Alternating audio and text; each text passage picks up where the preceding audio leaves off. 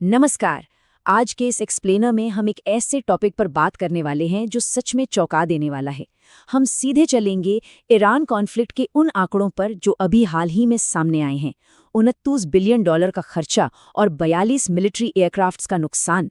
आखिर इस ऑपरेशन की लागत अचानक इतनी ज्यादा कैसे हो गई और इन नई यूएस रिपोर्ट्स में किन एडवांस मिलिट्री इक्विपमेंट्स के नुकसान का खुलासा हुआ है।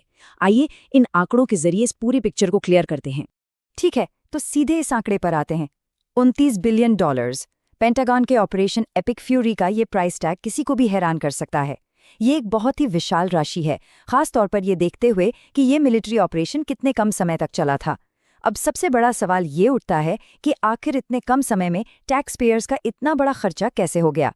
इस एस्ट्रोनॉमिकल लागत का जवाब इस स्टेटमेंट में छिपा है।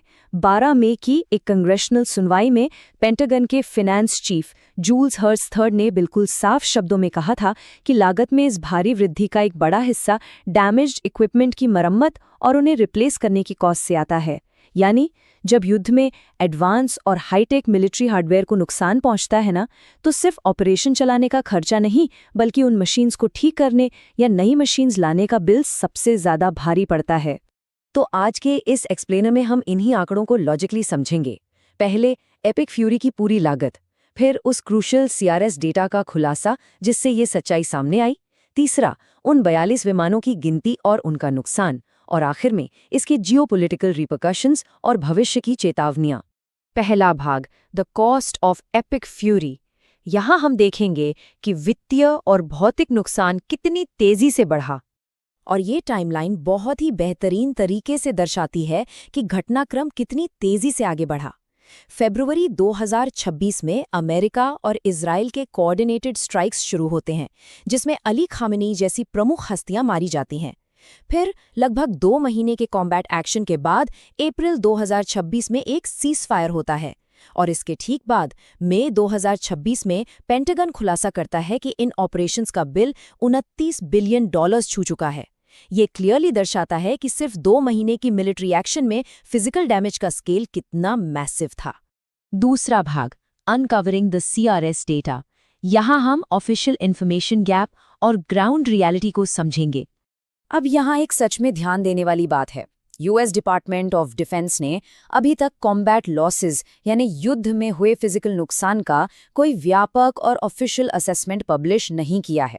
एक तरह से वहाँ एक बड़ा इन्फॉर्मेशन गैप बन गया। और देखिए, जब ऑफिशियल आंकड़े सीधे तौर पर सामने नहीं होते, तब ऐसी ऑल्टरनेटिव और इंडिपेंडेंट रिपोर्ट्स की अहमियत एब्सोल्युटली क्रूशियल हो जाती है।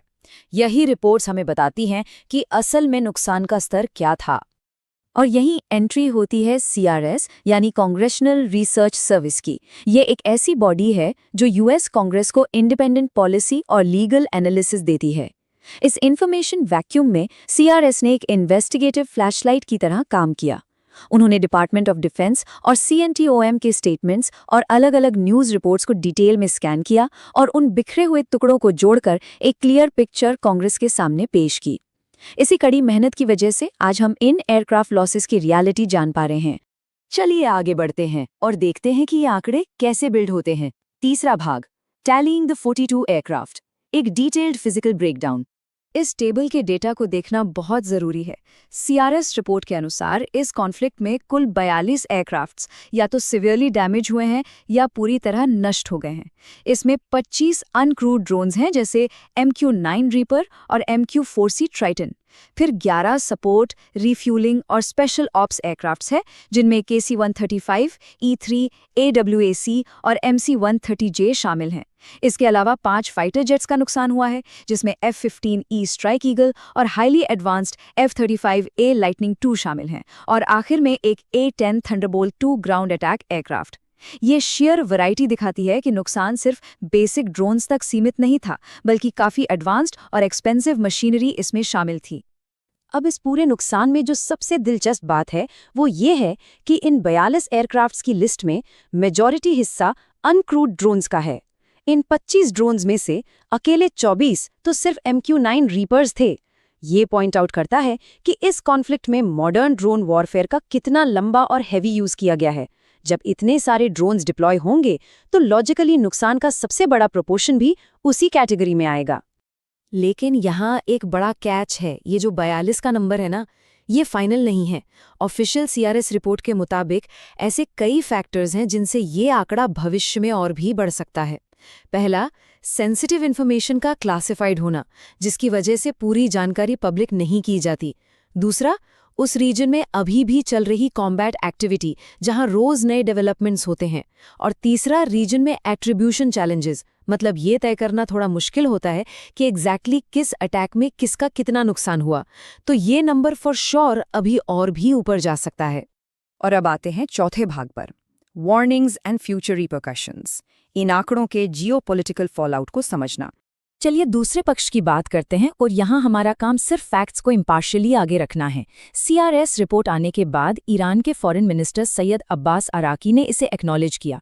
उन्होंने एक बड़ा दावा किया कि उनकी फोर्सेस एक एडवांस्ड F-35 को सक्सेसफुली टारगेट करने वाली पहली फोर्स बन गई हैं। साथ ही उन्होंने क्लियर चेतावनी भी दी कि इस रीसेंट कॉम्बैट से उन्होंने जो नॉलेज और लेसन्स हासिल किए हैं, अगर कॉन्फ्लिक्ट दोबारा शुरू होता है तो उनके पास ऐसे कई और सरप्राइजेस होंगे। क्लियरली इस मिलिट्री डेटा को विरोधी खेमे में एक स्ट्रेटेजिक नैरेटिव और जीत की तरह देखा जा रहा है।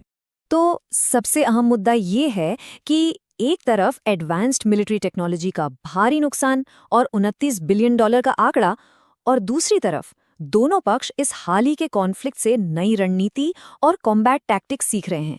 ऐसे में एक बड़ा सवाल खड़ा होता है, अगर इस रीजन में मिलिट्री एक्शन दोबारा शुरू हुआ तो इन प्रॉमिस्ड सरप्राइजेस और इस हार्डवेयर लॉस का फ्यूचर स्टेबिलिटी पर क्या असर पड़ेगा? ये सिर्फ बीते हुए कल के आंकड़े नहीं हैं, बल्कि आने वाले कल की जियोपॉलिटिकल इक्वेशंस के बदलने का एक इशारा है। इसे ध्यान में रखना बहुत जरूरी है।